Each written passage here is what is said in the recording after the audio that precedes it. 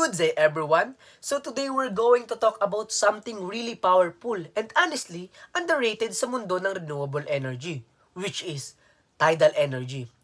Bilang mga future electrical engineers, alam naman nating lahat na critical na makahanap tayo ng sustainable sources of power. While everyone is talking about solar and wind, hindi natin dapat ma-overlook ang potential ng ating karagatan. Imagine, the ocean covers more than 70% ng mundo. So why not tap into that massive energy, di ba? Pero, ano nga ba talaga ang tidal energy?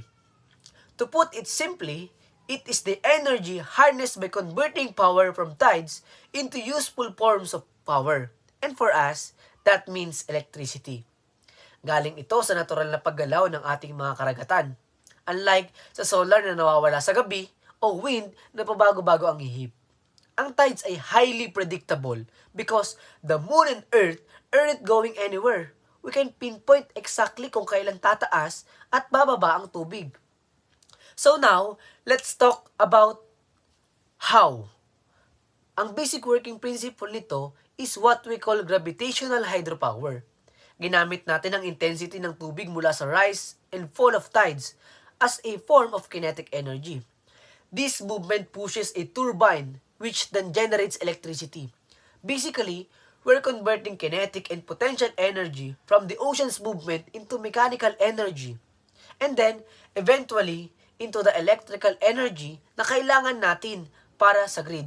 So ngayon pag-usapan natin bakit mahalagang pag-aralan natin to. Kasi, as we dive deeper sa presentation na ito, makikita natin ang complexity ng pag-design ng tidal power stations. Mula sa pagpili ng tamang methods hanggang sa pag-handle ng harsh underwater environment. This is a field where mechanical and electrical engineering really meet. So, buckle up. We're going to explore kung paano ang gravitational pull ng buwan ay nagiging kuryente sa ating mga saksakan. Let's get started.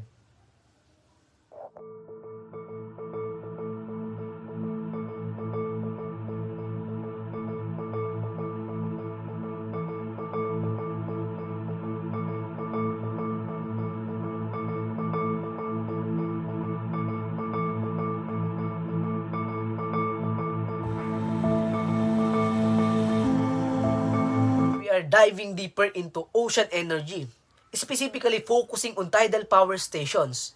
As we can see on our screen, ito yung mga specialized facilities na tinatayo natin sa strategic coastal areas. Ang goal natin dito as electrical engineers is to harvest the massive energy provided by our oceans. Isipin nyo the ocean is like a giant, natural battery that never runs out. And these power stations are the tools we use to tap into that resource. Ayon sa description, tidal power or tidal energy is harnessed by converting energy from tides into useful forms of power. Pansinin nyo to yung word na converting. Ito ang core ng ating discipline. We take the raw, kinetic movement of the tides and transform it mainly into electricity. Hindi lang ito basta isang method. It involves various engineering techniques, depende sa geography at water flow ng isang area. Whether we use turbines or barrage, ang end goal is always the same. To produce clean and sustainable power for the grid. Sa definition kasi, nabanggit na mainly electricity ang output. As EE students, alam natin na electricity is the most versatile form of energy. Once na-convert na natin ang tidal movement into electrical signals through our generators, we can easily transmit this power from the shore papunta sa mga bahay-bahay at industriya. It's about efficiency and accessibility. Ang dagat ang nagbibigay ng force at tayo naman ang bahala sa conversion and distribution process. In summary, this slide shows that tidal power stations are more than just underwater structures. They are symbols of how we can innovate to solve our energy crisis by using various methods to capture the predictable movement of our tides. We are creating a reliable source of electricity na hindi lang environment friendly, kundi technologically advanced din. Now, let's move on sa next slide para makita natin ang exact mechanical process kung paano ito gumagana. In this slide, hihimayin natin ang working principle o kung paano ba talagang nag-generate ng power ang technology na ito. Gaya na makikita nyo sa screen, ang tidal energy ay created using the natural movement ng ating mga tides at oceans. As electrical engineering students, alam natin na every time na may movement, syempre, may energy. Yung intensity ng tubig mula sa pag-rise and fall ng tides ay isang napakalakas na form ng kinetic energy. Kumbaga, hindi lang basta tubig ang dumadaloy. It's a massive amount of raw energy na ready nating i-harvest. Ang tidal power ay tinatawag ding gravitational hydropower. So magandang may tanong kung bakit. Kasi ginagamit nito ang movement ng tubig para itulak o i-drive ang ating mga turbines. Isipin nyo, yung force na galing sa dagat, yun ang magpapaikot sa blades. Dahil ang seawater ay mas dense o mas mabigat kumpara sa hangin. Mas malakas na torque ang nakukuha natin kahit hindi ganoon kalakas ang agos o kabilis ang agos. Yung mechanical rotation na yun ang kailangan natin para mapaikot ang rotor sa loob ng ating generator. Once na umikot na ang turbine, doon na magsisimula ang pag-generate ng electricity.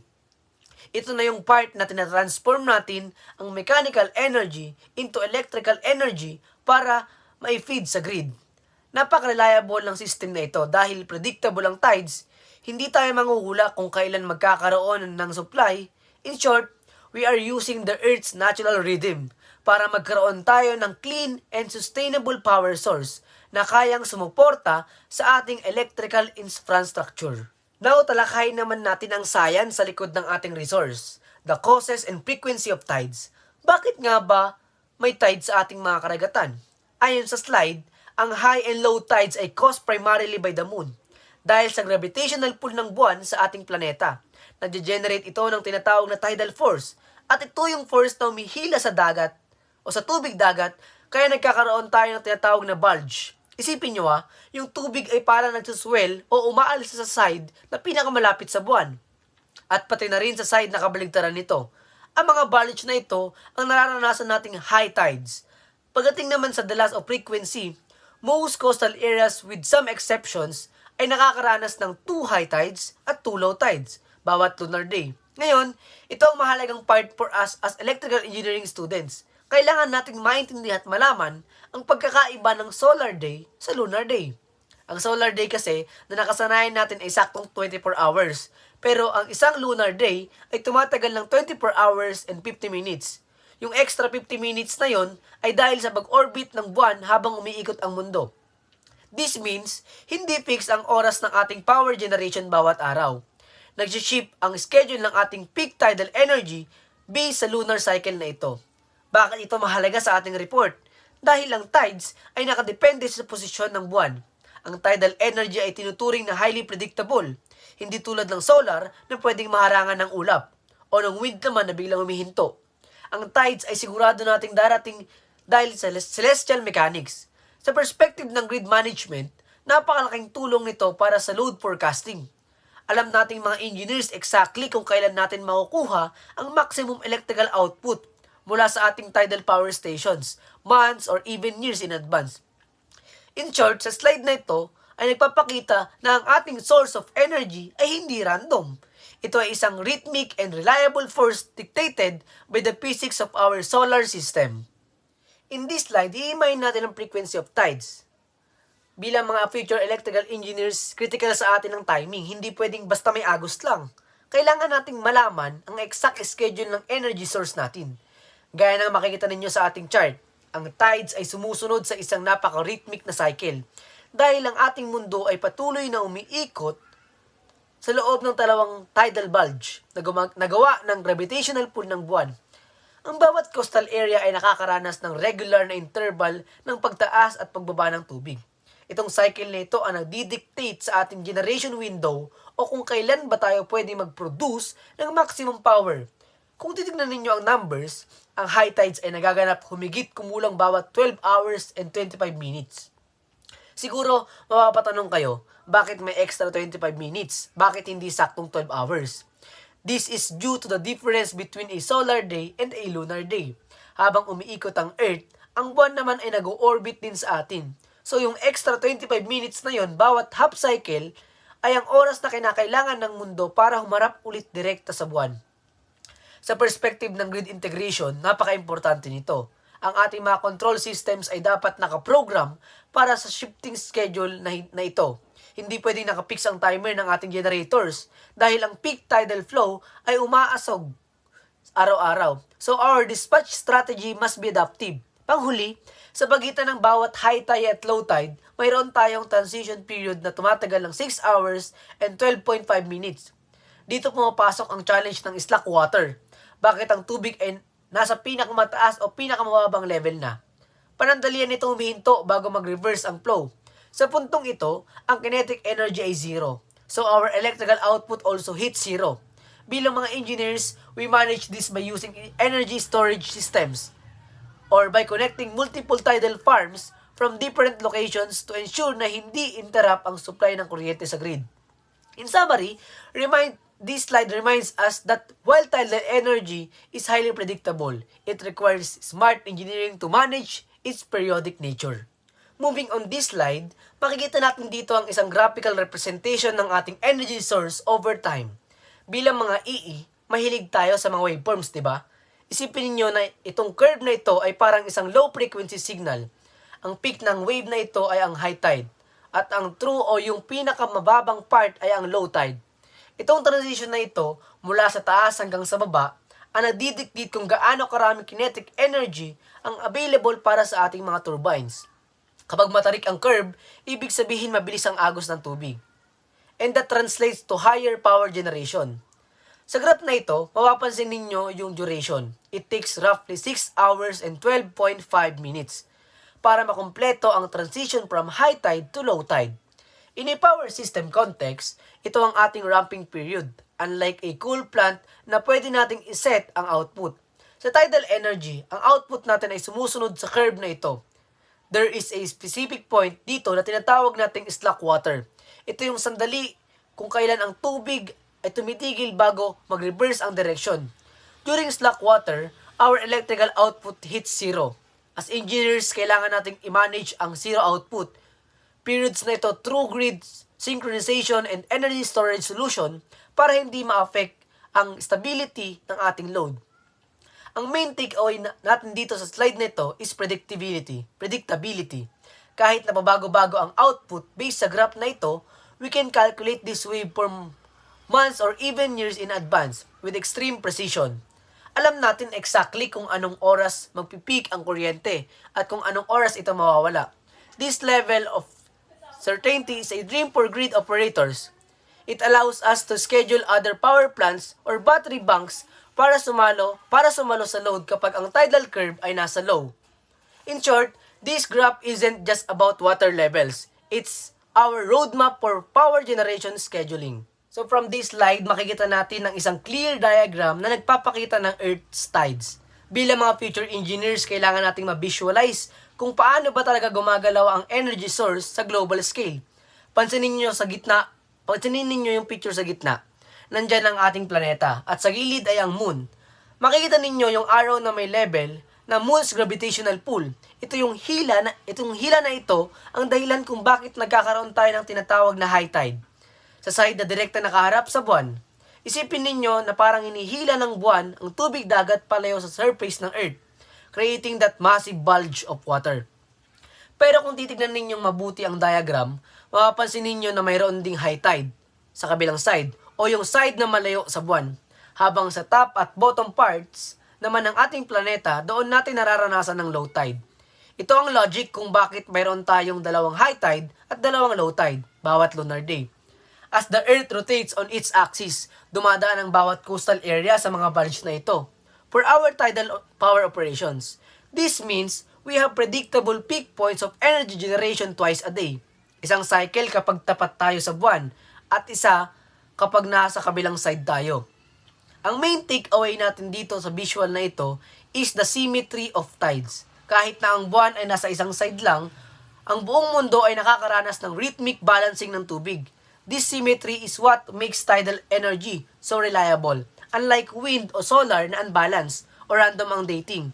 Ang tidal cycles ay sumusunod sa pattern na ito na hindi nagbabago dahil alam natin ang exact position ng high tide at low tide relative sa rotation ng Earth. Mas madali natin para sa atin na i-maximize ang efficiency ng ating mga turbines at siguraduhin stable ang kuryenteng papasok sa ating grid. So moving on to this slide, pag-uusapan natin ang pinaka-interesting na tanong pagdating sa tidal energy. So bakit nga ba nagkakaroon ng dalawang high tides ng sabay? So sabi sa slide natin, if high tides are caused by the gravitational pull of the moon and earth, why there would be high tides on the side of the earth opposite the moon? So common sense tells us na kung nasaan ang buwan, nandoon ang hila, di ba? So dapat doon lang ang high tide. Pero in reality, may bulge o umbok din ng tubig sa kabilang side ng mundo. So ipaliwanag natin briefly. On the side na nakaharap sa buwan, direct ang epekto ng gravity. Hinihila ng buwan ng tubig, dapat palapit sa kanya. Kaya nagkakaroon tayo ng high tide doon. Simple lang yun because it's a direct pull. Pero paano yung kabilang side? Habang hinihila ng buwan ng Earth, ang tubig sa kabilang side ay naiiwan o na-offset dahil sa inertia. So, think of it like this. Ang Earth at ang Moon ay para silang nagsuswing sa isa't isa.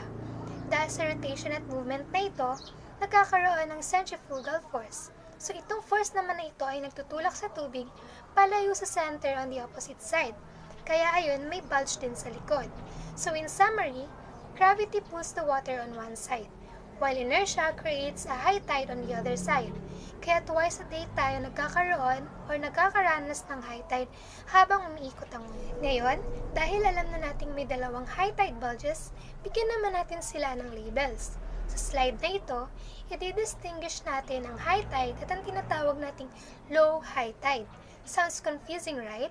Ipapaliwanag natin. So first, let's talk about the side facing the moon. So ang high tide dito ay tinatawag lang nating high tide. Ito yung direct result ng gravitational pull ng buwan sa ating mga karagatan. So ito yung pinaka-common na alam natin kung nasaan ang buwan, nandoon ang hila. So now, punta tayo sa kabilang side, yung malayo naman sa buwan. Ang tawag naman natin dito ay low high tide. So sabi sa slide na ito yung bulge on the opposite side of the Earth. So anong logic nito? Isipin natin na ang gravity ng buwan ay hindi lang tubig ang hinihila. Hinihila rin ito ang buong planeta papunta sa buwan. So dahil mas malapit ang Earth sa buwan kaysa sa tubig sa kabilang dulo, parang naiiwan yung tubig sa likod. So this creates a secondary bulge. Kaya kahit pareho silang high tide, magkaiba sila ng tawag para ma-identify natin kung nasaan ang posisyon ng moon.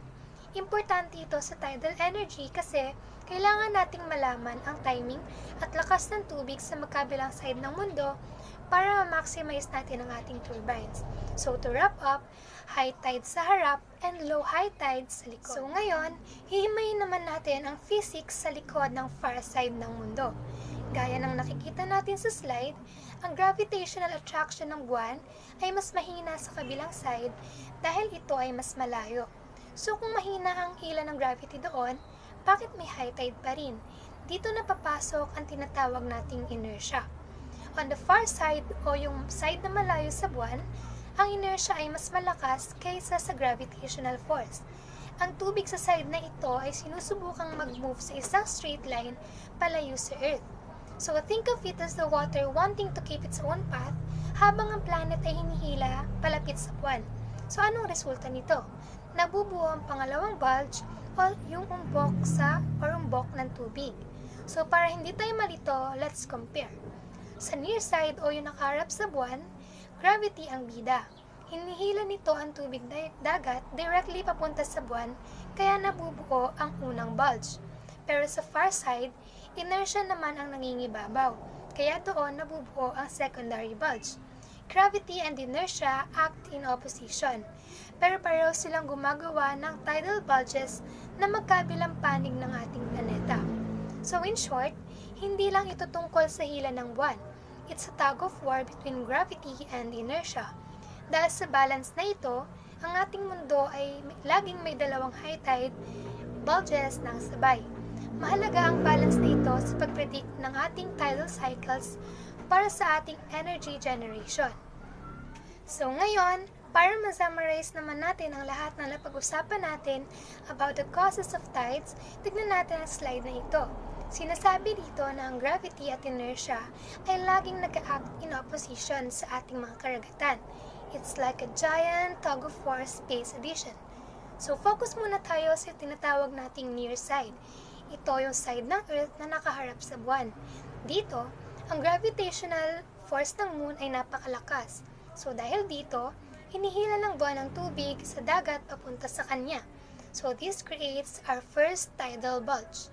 Isipin nyo na parang hinihigop ng magnet yung tubig. So pero paano naman yung kabilang side? O yung tinatawag nating far side? Dito naman, inertia ang bida o ang nagdo-dominate. Sabi ng slide, ang inertia ay gumagawa ng ating second bulge.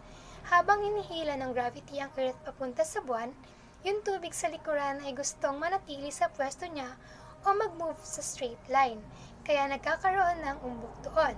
So always remember that two forces, two bulges. Gravity sa harap, inertia sa likod. Dahil dito, ang Earth ay nagkakaroon ng dalawang high tide regions ng sabay sa magkabilang panig ng mundo. Ngayon, mag-focus naman tayo ng mas malalim dito sa near side o ang panig ng mundo na direktang nakaharap sa buwan. Gaya ng nabanggit natin, ang gravitational attraction sa pagitan ng Earth at Moon ay pinakamalakas sa parting ito. Simple lang ang dahilan. Ito ang pinakamalapit sa buwan. So dito sa side na ito, may nagaganap na interaction. Habang ang gravitational force ay sinusubukang hilahin ng tubig papunta sa buwan, ang inertia naman ay sinusubukang panatilihin ng tubig sa pwesto nito para itong labanan ng hila at pagstay sa lugar. Pero dahil napakalapit natin sa moon sa parting ito, ang gravitational force ay di hamak na mas malakas kaysa sa inertia. Overpowered ang inertia rito.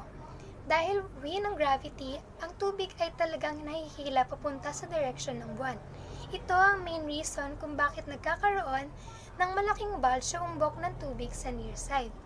In short, sa side na ito, gravity is the dominant force. Kaya kung titingnan natin ang mga tidal charts, ang pinakamataas na tubig ay madalas na nangyayari kapag ang isang area ay direktang nakatapat sa ilalim ng buwan. So, nakukuha na natin ang logic kung bakit gravity ang nanalo rito. So, para mas ma-visualize natin ang lahat ng physics na nabanggit natin kanina, tignan naman natin itong diagram sa slide na ito. Dito natin makikita kung paano nag-work ang dalawang forces ng sabay para makabuo ng tides. So, tignan muna natin ang bandang kanan, yung side na malapit sa moon. Gaya ng araw na nakikita natin, ang moon's gravitational pull ay hinihila ang tubig pa kanan. Ito ang tinatawag nating tidal bulge due to gravity. Dito nangyayari ang ating primary high tide dahil direct ang attraction ng buwan sa ating mga karagatan. Ngayon naman, tignan naman natin ang kabilang side. Ito yung malayo sa moon. Mapapansin natin na may umbok din ng tubig doon. Pero, ang araw ay nakaturo naman pakaliwa. Ito naman ang tinatawag nating tidal bulge due to inertia. Dahil ang Earth ay umiikot ang gravity ng buwan, ay mas may hina sa parting ito. Ang inertia naman ang nananaig. It pushes the water outward, away from the Earth and the Moon. So looking at the whole image, ang Earth natin ay nagmumukhang oval ang tubig. Meron tayong bulge facing the Moon or the gravity, at meron namang bulge on the opposite side or the inertia. So anong result nito? Two high tides na magkabilang side. At yung sa mga areas naman sa pagitan nila, dito naman nangyayari ang low-high tides o yung tinatawag nating low tides. Ngayon na naintindihan na natin ang physics sa likod ng tides, tignan naman natin kung sino-sino ang mga leader sa pag-harvest ng energy na ito. So makikita natin dito sa slide na ito ang listahan ng largest tidal power stations sa buong mundo updated as of January 2026. So, sa tuktok ng listahan, nandiyan ang Siwa Lake Tidal Power Station kung saan ito ay matatagpuan sa South Korea. So, ito ay may capacity na 254 megawatts. Sinundan ito ng Rance Tidal Power Station kung saan matatagpuan naman ito sa France. At ito ay mayroong 240 megawatts. Mapapansin nyo na itong France ay noon pang 1966 sila nag-commission. Kaya matagal na talaga nilang ginagamit itong technology na ito. So, nandiyan din ang Annapolis Royal sa Canada na meron namang 20 megawatts. At ang Magen Project sa United Kingdom na meron namang capacity na 6 megawatts. Kahit maliit ang capacity ng Magen compared sa Siwa, Ito ay isa sa pinaka-advanced pagdating sa turbine technology. Lastly, nandiyan ang Jiangsha Tidal Power Station kung saan ito ay matatagpuan sa China at ito ay nag-start pa noong 1980. So kung mapapansin niyo sa table, malaki ang gap ng top 2 stations sa iba. Ibig sabihin nito, kailangan na napakalaking investment at tamang geography para makagawa ng ganitong kalaking stations. Pero as technology improves, nakikita nating dumadami pa ang mga bansa na sumusubok mag-tap sa renewable energy na ito. Ngayon naman, punta tayo sa largest tidal power stations sa buong mundo.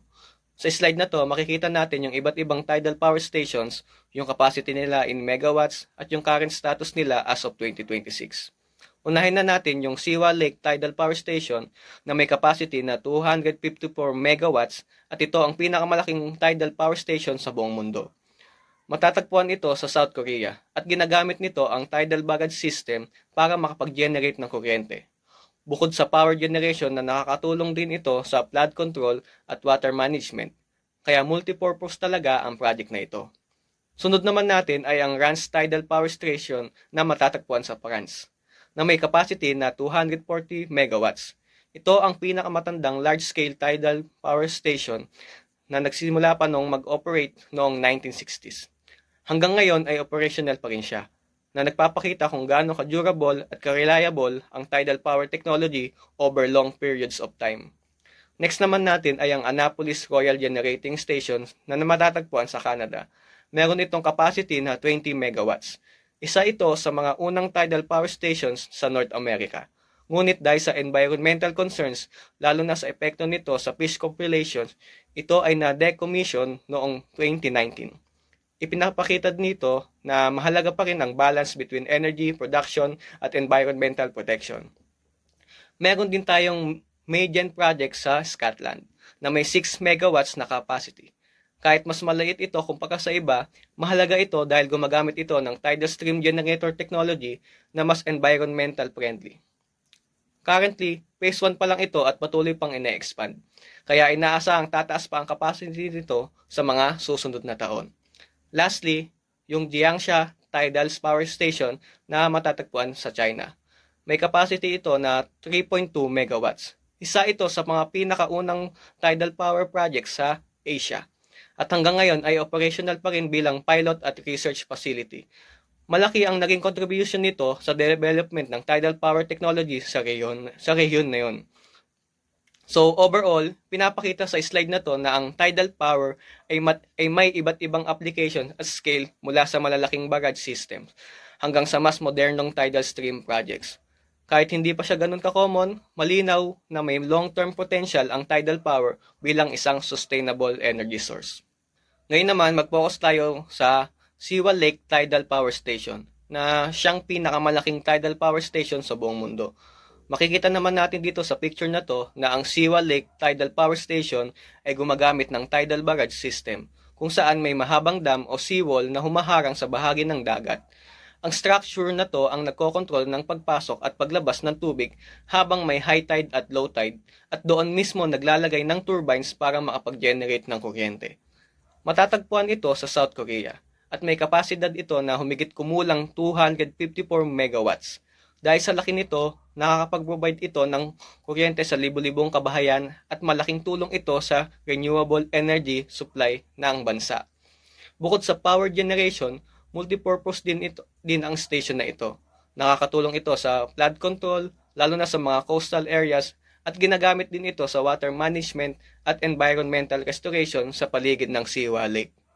Ibig sabihin, hindi lang siya source ng energy, kundi may role din siya sa infrastructure at environmental planning. Makikita rin sa slide kung gaano kalaki at kakomplikado ang engineering design ng station. Dahil exposed ito sa dagat, kailangan nitong kayanin ang malalakas na alon, corrosion ng seawater, at long-term tidal forces. Kaya gumagamit sila ng high-strength materials at advanced technology. Sa kabuuan, pinapakita ng Siwa Lake Tidal Power Station na kapag maayos ang location at design, kayang maging malaki, stable, at reliable ang tidal power. Ito ay isang malinaw na example kung paano maaaring pagsamahin ang renewable energy, engineering, environmental management sa isang malaking proyekto. Ngayon naman ay tatalakayin natin ang mga uri ng tidal power o enerhiya mula sa dagat. Ang tidal power ay isang uri ng renewable energy na kumukuha ng lakas mula sa paggalaw ng tubig, partikular mula sa mga alon at tides o ang pagbabago ng taas ng tubig sa dagat sa pagitan ng high tide at low tide. Sa ngayon, may tatlong pangunahing uri ng tidal power na ginagamit o pinapalago sa iba't ibang bahagi ng mundo. Ang mga ito ay ang tidal stream generator, tidal barrage, at tidal lagoon. Ang bawat isa sa mga ito ay may iba't ibang paraan ng pagkuha ng enerhiya mula sa paggalaw ng tubig at mamaya ay ipapaliwanag ko isa-isa kung paano sila gumagana. Sa ngayon, bibigyan ko lang kayo ng mabilis na overview ng bawat isa. Una, meron tayong tidal stream generator na katulad ng mga wind turbines pero sa halip na hangin, ang ginagamit dito ay ang agos o currents ng tubig sa dagat. Pangalawa, meron naman tayong tidal barrage, isang malaking structure o dam na itinatayo sa mga lugar kung saan may malalaking pagkakaiba ang taas ng tubig sa pagitan ng high tide at low tide. Ginagamit ito upang kontrolin ang daloy ng tubig at makagawa ng enerhiya. Pangatlo, ang tidal lagoon. Isang malaking lagoon o lawa na nakapalibot sa dagat kung saan kinokontrol ang pagpasok at paglabas ng tubig para mag-generate ng kuryente. Kaya yan muna ang mga uri ng tidal power. Pagkatapos ng slide na to ay uumpisahan na natin sa tidal stream generator. Ngayon, nandito na nga tayo sa tidal stream generator. Ang tidal stream generator ay halos kapareho lang ng wind turbine sa itsura at sa prinsipyo ng pag-operate. Pero pinagkaiba lang nito, imbis na hangin ang nagpapagalaw sa mga blades, agos ng tubig dagat ang gumagalaw dito. At imbis na nasa lupa o nasa ere, nakalubog ito sa ilalim ng tubig. Kadalasan ito sa mga lugar na may mas malakas na tidal currents gaya ng mga straits o coastal areas. Kapag gumalaw ang tubig dahil sa pagtaas at pagbaba ng tide, itinutulak nito ang blades ng turbine. Kung yung pag-ikot ng blades na yon ay nakakabit sa isang generator at doon na nako-convert ang kinetic energy ng tubig into electrical energy. So basically, very similar siya sa wind turbine, pero water ang gamit instead of air. Isa sa pinakamalaking advantage ng tidal stream generator ay mas marami itong kayang i-produce na kuryente kumpara sa wind power. Bakit? Kasi mas dense o mas mabigat ang tubig kaysa sa hangin. Ibig sabihin, kahit mas mabagal ang galaw ng tubig, mas malakas ang pwersang na ibibigay nito sa turbine blades. Pero syempre, may mga kapalit din to. Dahil sa mataas na density ng tubig, kailangan mas matibay at mas malakas ang materyales na ginagamit sa tidal turbines. Kaya mas mahal ang paggawa at installation nito kumpara sa mga wind turbines. Kailangan din nilang kayanin ang corrosion ng seawater at constant na pressure sa ilalim ng dagat. Sa kabuuan, ang tidal stream generator ay isang efficient at predictable na source ng renewable energy, lalo na sa mga lugar na may consistent tidal currents. Kahit mas mataas ang initial cost, malaki naman ang potential nito sa long-term sustainable energy production. Idagdag ko na rin to. Kahit malalaki ang tidal stream generator turbines, mas kakaunti pa rin ang nagiging epekto nito sa ecosystem kumpara sa tidal barrage. Hindi kasi nila hinaharangan yung buong daloy ng tubig, kaya tuloy-tuloy pa rin ang natural na galaw ng dagat at ng mga lamang dagat sa paligid. Panpak lang, yung kauna-unahang tidal stream generator sa buong mundo ay na-construct noong 2007 sa Stramford Lough sa Northern Ireland. Dito unang na-prove na possible talagang gamitin ang tidal currents bilang isang reliable source ng renewable energy. So overall, pinapakita dito na kahit advanced at malalaki ang tidal stream generators, mas environment friendly siya at may solid na history rin sa actual na paggamit. Ngayon naman, makikita natin kung paano nga ba gumagana ang tidal stream generator sa ilalim ng dagat. Makikita na dito na ang mga turbine ay nakalagay mismo sa ocean floor at sinusuportahan sila ng iba't ibang klase ng foundation tulad ng sunken pile, concrete block, at tripod structure. Mahalaga tong mga structures na to dahil sila ang nagsisilbing anchor ng turbine lalo na sa mga lugar na sobrang lakas ng tidal currents. Kung wala to, posibleng gumalaw o masira ang turbine dahil sa tuloy-tuloy na pressure ng tubig. Mapapansin din natin ang direksyon ng tidal stream na pinapakita ng araw sa diagram. Ibig sabihin nito, kapag high tide at low tide, may natural na pagdaloy ng tubig pabalik-balik. Habang umaagos ang tubig, tinutulak nito ang blades ng turbine. Dahilan para umikot ang mga ito. Yung pag-ikot na yon ay konektado sa isang generator, kung saan kino-convert ang kinetic energy ng tubig into electrical energy. Isa pang importanteng punto dito ay kahit nagbabago ang direksyon ng agos ng tubig, especially sa tidal movement, ang tidal stream generators ay design para mag-operate sa parehong direksyon ng current. Kaya kahit papasok o palabas ang tubig, tuloy-tuloy pa rin ang pag-produce ng kuryente basta may tidal movement. Bukod doon, dahil nasa ilalim ng dagat ang mga turbines, mas protected sila laban sa mga external factors tulad ng malalakas na hangin o bagyo sa ibabaw. At dahil hindi sila humaharang sa buong daloy ng tubig, mas kaunti ang epekto nila sa marine life kumpara sa mas malalaking structures tulad ng tidal barrage. So overall, pinapakita ng slide na to na ang tidal stream generator ay stable, efficient, at environment friendly sa sistema. Ginagamit nito ang natural at predictable na galaw ng tides para makapag-generate ng renewable energy. Kaya isa siya sa mga promising na solution para sa sustainable power generation. So this slide is all about the types of steam generator and may tatlo tayong type. Una dito ang Sabonius. Isa itong vertical axis wind turbine na mapapansin mong parang may mga scoop o kurbada. And ang tawag sa galaw na dito ay drag base. Ibig sabihin literal na tinutulak ng agos ng tubig ang mga blades para umikot ito. And ang maganda sa Sabonius, kahit mabagal ang agos o kahit saan direksyon manggaling ang tubig, gagana pa rin siya. Sobrang tibay nito. Pero downside lang ay hindi siya kasing efficient ng ibang design pagdating sa high-speed energy conversion. O pangalawa naman ang half-powered turbine. Ito naman ang pinaka-common na nakita natin, ang horizontal axis turbine. Para itong electric fan o propeller ng eroplano na nakatayo sa isang poste. Gamit nito ang leap principle para umikot ng mabilis dahil sa design nito, sobrang efficient niya sa pag-convert ng malakas na agos tungo sa kuryente.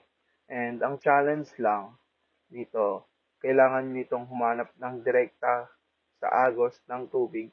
Kaya kung magbabago ang direksyon ng tide, kailangan din itong lumingon na medyo complicated ang mechanical parts sa ilalim ng dagat.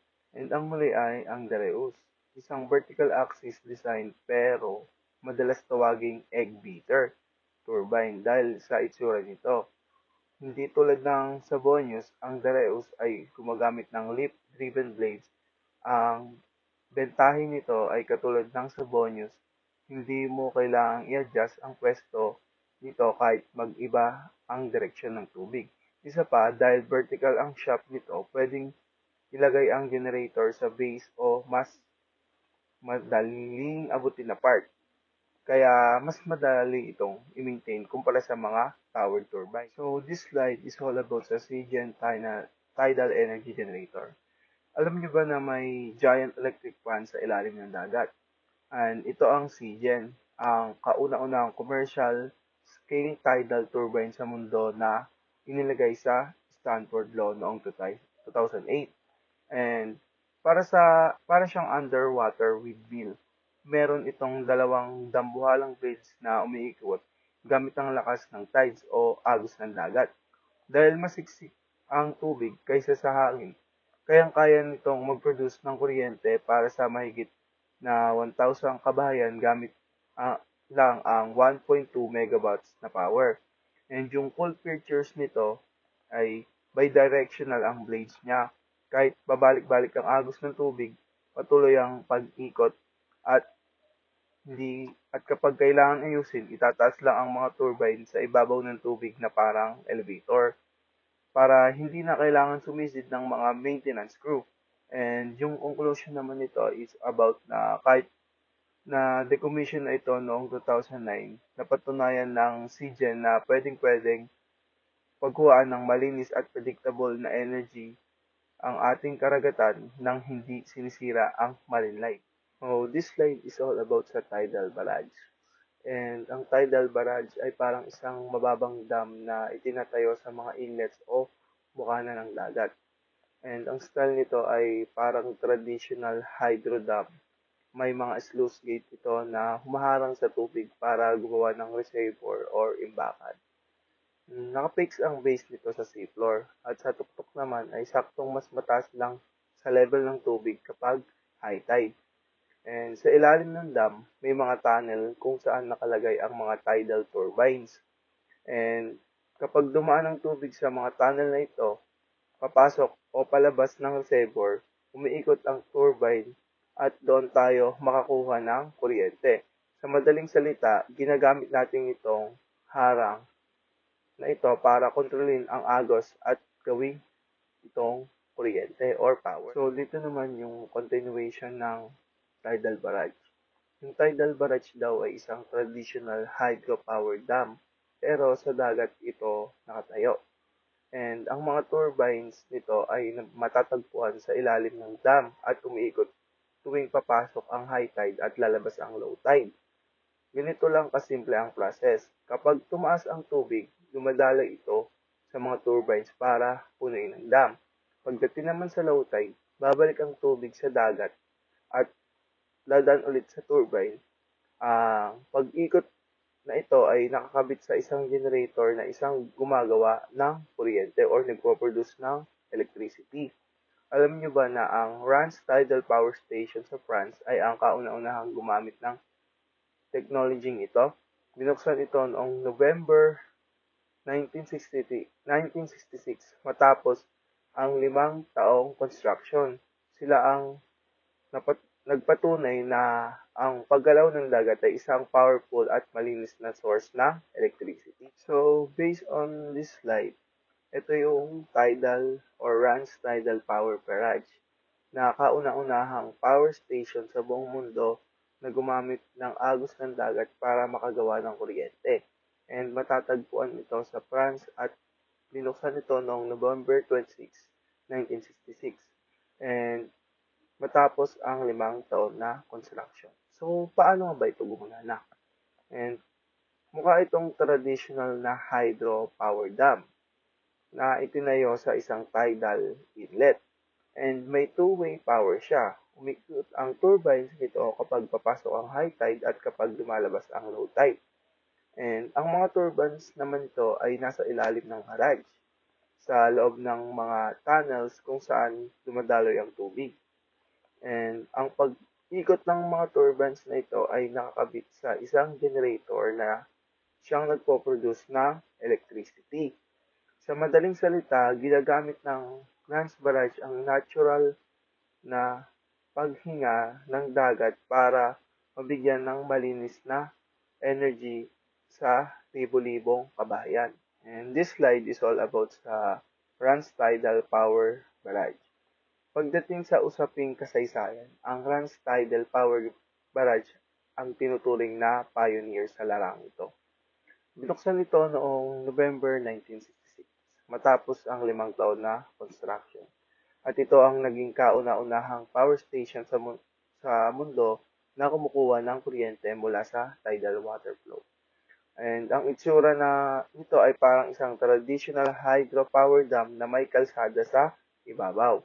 Pero sa ilalim nito, matatagpuan ang tunnels kung saan nakalagay ang mga turbines. And ang mga turbines na ito ay umiikot tuwing papasok ang high tide at maging kapag lalabas ang low tide. Dahil nakakabit ang turbine sa isang generator, nagagawa nitong i-convert ang lakas ng tubig tungo sa electricity or kuryente.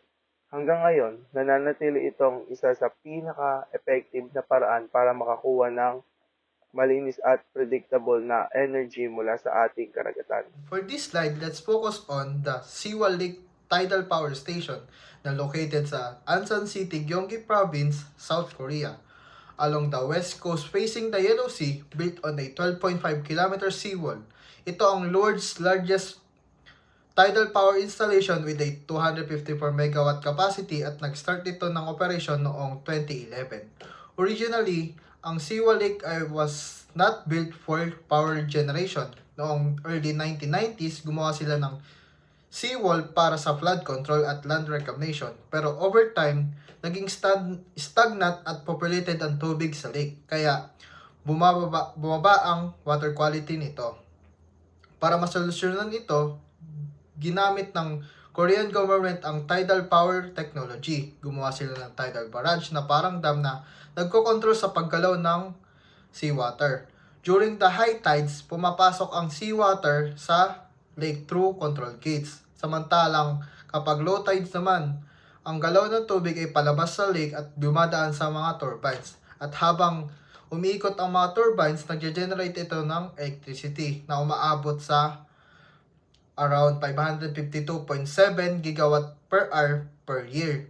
Enough para sa mahigit 5,000 people sa Korea. Ang maganda sa project na ito ay dalawang problema ang nasolve ng sabay. Una, ang nakagawa sila ng clean and renewable energy, at pangalawa naman ay bumuti ang water quality ng lake dahil may regular circulation na sa tubig. Ito naman tayo sa next slide. So, titingnan natin kung paano naman gumagana ang tidal barrage system. Makikita natin dito na may dam or barrage, sluice gate, at mga turbines sa ilalim na nagtutulungan upang makapag-generate tayo ng kuryente gamit ang pagkalaw ng tubig. So, unahin natin ang flood generation. Sa flood generation, sa high tide, mas mataas ang tubig sa dagat kaysa sa basin. Binubuksan nito ang sluice gate at ang tubig ay pumapasok sa basin, dumadaan muna ito sa mga turbine tunnel at umiikot ang turbines para makapag-produce tayo ng electricity. Dito, ang incoming tides mismo ang nagiging source ng energy. So, dadako naman tayo sa EBB generation. Nakabaliktaran ng flood generation. Ito naman ay nagko-conduct sa low tide. So, ibig sabihin, mas mataas ang tubig sa basin kaysa sa dagat. Kaya ang tubig nito ay lumalabas pabalik sa dagat at same process, dumadaan ito sa turbine at nakapag-produce ito ng electricity. So, ibig sabihin, kahit papaano ang daloy ng tubig, pareho ito nagagamit para sa power generation. At ang malaking advantage ng system na ito ay ang two-way generation. Kaya parehong high tide at low tide ay nagagamit at mas efficient ang tidal barrage. Sa madaling salita, ang tidal barrage ay isang smart system na gumagamit ng natural tides para sa renewable at reliable energy. So, kung mapapanood natin sa video, sa unang tingin, akala natin isa lamang itong bridge na may coaching dumadaan sa taas. Pero kung titingnan natin ng mabuti, yung loob or cross-sectional sa ilalim, makikita natin na isa itong tidal power plant. Para siyang higanting dam na gumagamit ng tubig para makapag-generate ng kuryente. So, paano ito gumagana? Kung makikita natin yung tubig sa right side, kapag high tide, tumataas yung tubig sa dagat. Pero sa kabilang side naman, mababa pa rin. Ang dahilan nito ay nakasarado pa yung mga gates at iniipon nito ang yung pressure ng tubig at nagkakaroon ng height difference sa tubig. At kapag umabot na sa tamang taas, bubukas naman ang mga gates at ang gravity ang nagtutulak sa tubig para pumunta sa kabilang side. Pero dumadaan muna ito sa mga tunnel at papaikutin ang turbine. At habang umiikot yung turbine, connected ito sa generator na nagpo-produce ng kuryente o clean energy na pwedeng gumana in both ways. Kapag papasok ang tubig, high tide dito. Pero kapag palabas naman na ang flow ng tubig, ito naman ay low tide. Next naman natin pag-uusapan ay ang tidal lagoon, which is considered a modern approach sa tidal energy. Ang tidal lagoon ay parang isang artificial reservoir sa dagat na ginagamitan ng circular or semi-circular retaining walls, at sa loob ng mga walls na ito, nilalagyan nito ng mga turbines at control gates na siya nakapag-control sa daloy ng tubig para makapag-generate tayo ng kuryente. So, kapag high tide, pumapasok ang seawater sa lagoon habang dumadaloy ang tubig papasok at umiikot ang mga turbines para makapag-produce ito ng electricity. So, kapag low tide naman, lumalabas naman ang mga tubig palabas sa lagoon. Ulit, dumadaan ito sa mga turbines kaya patuloy ang production ng kuryente kahit pababa pa ang mga tides. Sa ganitong paraan, ang incoming at outgoing tide ay nagagamit kagaya sa tidal barrage, pero mas modern at flexible ang setup.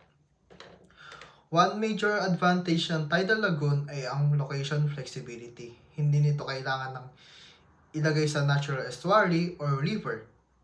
kaya mas kaunti ang epekto nito sa marine life at sa existing ecosystem. Bukod dito, ang circular or semi-circular design ay pwede ring i-scale depende sa laki ng lagoon. Kaya maaaring gawin ito sa iba't ibang coastal area.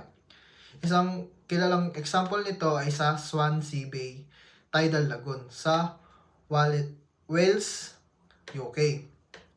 Although, na-cancel ang project nito dahil sa high construction cost, ipinapakita naman nito kung paano ang tidal lagoon could be a future option for sustainable energy. So, ibig sabihin, sa hinahanap, pwede itong maging solusyon sa renewable energy at hindi gaano ito nakakaapekto sa environment. At pwede rin itong gawin sa iba't ibang lugar sa buong mundo. Ngayon, pag-uusapan naman natin ang ilang pangunahing advantages ng tidal energy at bakit ito tinuturing na promising na source ng renewable energy. Ang pinakaunang advantages ay renewable energy. Hindi nawawala ang mga tides dahil ito ay sanhi ng gravitational pull from moon at sun. Habang umiikot ang Earth, tuloy-tuloy ang galaw ng tubig kaya long-term at sustainable ang source ng energy. Ibig sabihin, kahit sa loob ng maraming taon, patuloy pa rin ito magagamit sa paggawa ng kuryente. Kaya ang tidal energy ay isang reliable at renewable source na hindi tulad ng fossil fuels na nauubos o limited ang supply. Pangalawa, zero carbon emission. During operation, ang tidal power plants ay hindi gumagamit ng fuel or sinusunog na mga bagay kung kaya't wala itong CO2 or harmful gases na produce. Ito ay nakakatulong sa pagbawas ng climate change at air pollution kaya environmental friendly ang mga tidal energy. Hindi lang siya renewable kundi malinis at safe para sa kalikasan kaya sustainable ito sa long term.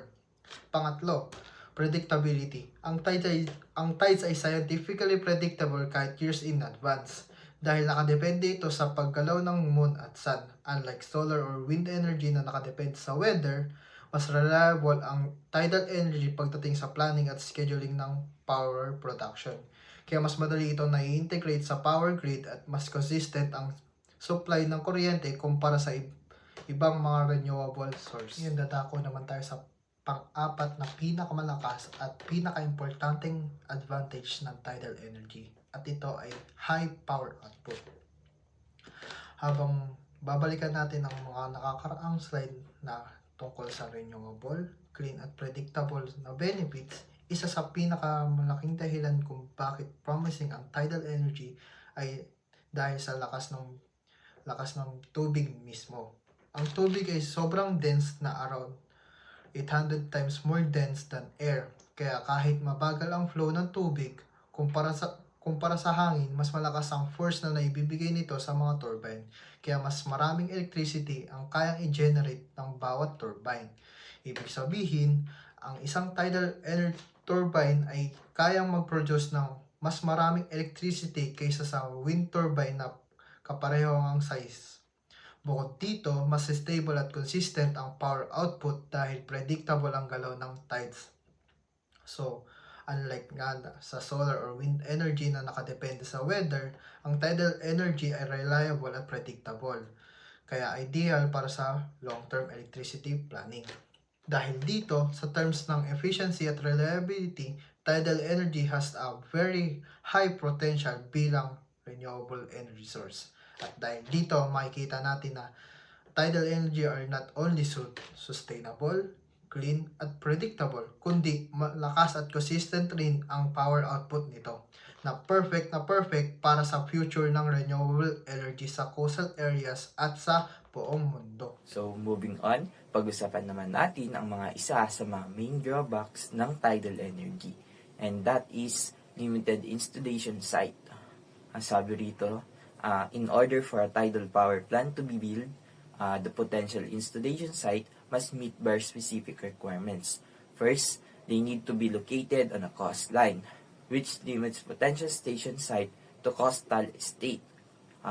So basically, hindi tayo pwede basta-basta magtayo kahit saan. Unlike solar or wind, na mas flexible, ang tidal energy ay strictly para sa mga coastal areas lang. Pero hindi lang basta may dagat, okay na magtayo. So, hindi pwede yung ganun. There are additional requirements a potential site must meet.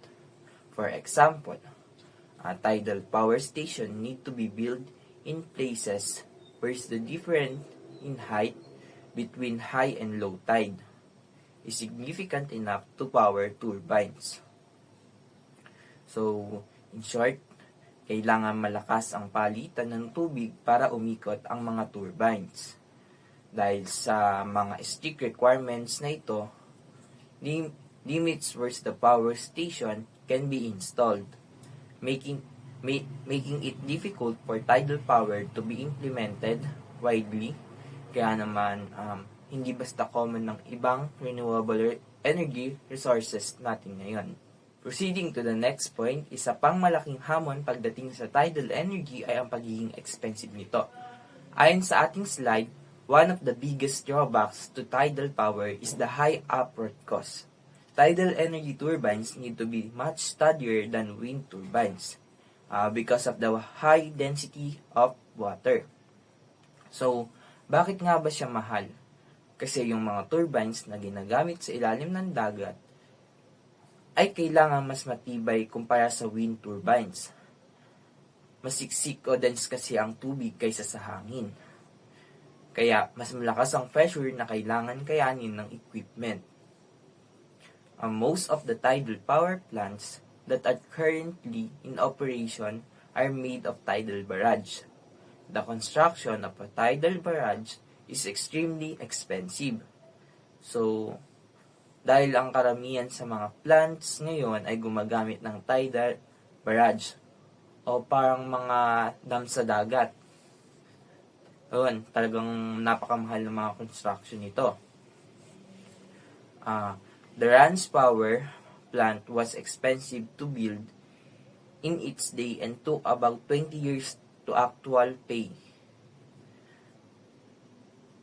This is one of the major reasons the proposed 30 billion Sewerage Barrage has not gone ahead. So, imagine it took 20 years para lang mabawi ang gastos sa Rance Power Plant. Ito rin ang dahilan kung bakit yung mga malalaking projects like the Severn Barrage ay hindi natutuloy dahil sa sobrang laki ng mga budget na kailangan nito. So, bukod sa gastos, isa pang major disadvantage ng tidal energy ay ang impact nito sa ating kalikasan. Especially, ang environment effects nito. So, first point is about tidal barrage. Tidal barrage disrupt the natural flow of water in and out of the estuaries. This can have an effect on marine life, disrupting life cycle and spawning. Sa Tagalog naman, dahil binabago ng barrage ang daloy ng tubig sa pinaghahalong tubig alat at tubig tabang, nakakaapekto nito ang natural na habitat ng mga isda. Di-disturb nito ang kanilang life cycle, lalo na pagdating sa pangingitlog o spawning. Next, we have the turbines themselves. According to the slide, underwater turbines have the potential to kill marine lives, much like wind turbines kill birds. This concern is valid among all tidal power plants, but larger marine life is likely to only be affected by the tidal stream generators. Parang sa wind energy lang, kung saan ang mga ibon ay natatamaan ng mga blades nito. Dito naman, may risk na masugatan o mamatay ang marine animals kapag pumasok sila sa underwater na turbines. So, valid ng concern ito sa lahat ng tidal plants. Pero mas risky ito para sa larger marine life gaya ng mga seal o malalaking isda, lalo na pagdating sa mga tidal stream generator. So, kahit renewable source ang tidal energy, kailangan pa rin nating balansin ang benefits ito. So, posibleng sa pinsala sa ating marine ecosystem. Para mas maintindihan natin ang environment impact, tignan natin ang nangyari sa dalawang sikat na tidal energy site, ang Ran sa France at Lake Siwa sa South Korea. Sa Rans, in Rans, since the tidal barrage construction needed to drain the estuary in initial years, after the construction was completed, there were severe impact to the local environment. However, 10 years later, it was considered that the Rans estuary once again had a rich diversity of aquatic life. So, nung una ginagawa pa lang ang Rans Tidal Barrage, kinakailangan nilang i-drain ang estuary dahil dito. Dahil dito, nagkaroon ng severe impact o matinding pinsala sa paligid at sa mga hayop na nandoon. Pero ang good news, after 10 years, bumalik din ang diversity o sigla ng aquatic life sa lugar na yon. Ibig sabihin, pwedeng makarecover ang nature pero matagal at mahirap ang proseso. So, sa kabilang banda, ito naman ang nangyari sa South Korea. So, after the seawall was built in 1994, pollution built up in the newly created Siwa Lake reservoir, making water useless for agriculture. Concentration of PFOS measured in Lake Siwa were among the greatest ever measured in the environment. Ito ang medyo nakakatakot. Noong tinayo ang seawall sa Siwa Lake noong 1994, natrap ang dumi kaya nag-build up ang pollution. Naging useless ang tubig para sa agrikultura. Ang mas malala pa, nakitaan ito ng sobrang taas na level ng PFOS, isang panganib na chemical na isa sa mga pinakamataas na naka-record sa buong mundo. So, this example shows na bagamat malinis ang energies na nakukuha natin, may seryosong kapalit ito sa ating ecosystem kung hindi natin pag-aaralan mabuti ang location at technology nito. Next, pag-usapan naman natin ang the future of tidal energy. Alam niyo ba na ang tidal energy has the potential to offer all the power we needed? Kung ma-maximize lang natin ito, pwedeng ma-eliminate ang dependency natin sa fossil fuels. So, according to the seismic and lattice energy, the tides move a huge amount of water twice a day. Harnessing it could provide a great deal of energy, around 20% of Britain needs. So, isipin nyo, 20% agad ng kuryente sa Britain ang pwedeng manggaling sa tides lang. This shows us kung gaano kalaki ang energy capacity na naghihintay lang sa ilalim ng ating mga karagatan. Proceed naman tayo sa reality check. Kahit napakalaki ng potential ng tidal energy, we have to admit na hindi ito naging madali. Since a few decades ago, palang naman ang naging available ang technology na ito. Marami pa ring challenges na kinakaharap ang industry. Pero huwag kayong mag-alala dahil hindi tumitigil ang development right now. May new wave of technology na dinidevelop ang mga British companies at universities. Napakalaking tulong dito ng grants mula sa 50 million Marine Renewable Deployment Funds para mapabilis ang research and implementation. Isang concrete example nito happens among 10 years ago. Ang Southwest Regional Development Agency ay nag-install ng tinatawag nating Wave Hub. Ito ay matatagpuan 16 km of the Cornwall Coast. Consider ito bilang ang most technologically sophisticated open access site para itest ang iba't ibang offshore renewable technologies, parang lab sa gitna ng dagat. So, aside from Wave Hub, Another major player na making a splash sa UK ay ang European Marine Energy Centre o EMEC na matatagpuan naman sa Orkney. Sila ang mga front runner na sumisiguro na ang tidal energy ay hindi lang mananatiling pangarap, kundi magiging practical solution para sa ating lahat.